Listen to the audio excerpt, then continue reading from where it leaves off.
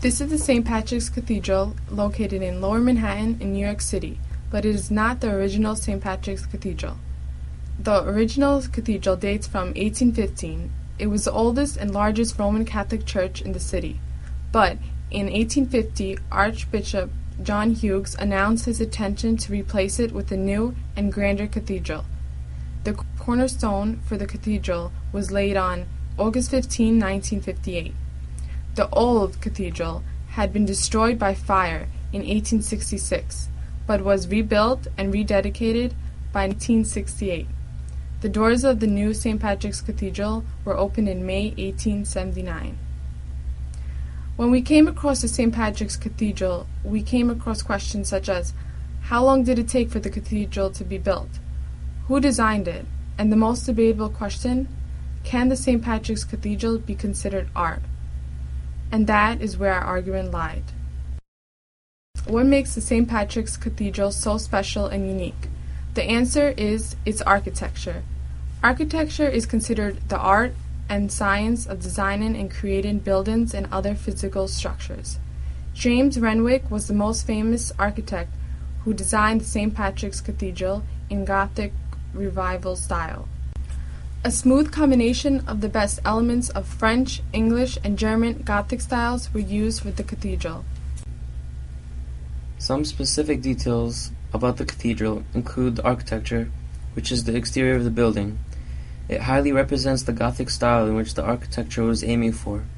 The cathedral consists of altars, shrines, paintings, sculptures, columns, stained glass windows, organs, and bronze doors, which all contain great detail.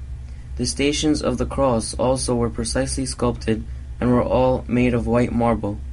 Some of the exquisite marble Stations of the Cross won a joint first prize for artistry in the 1893 Chicago World's Fair.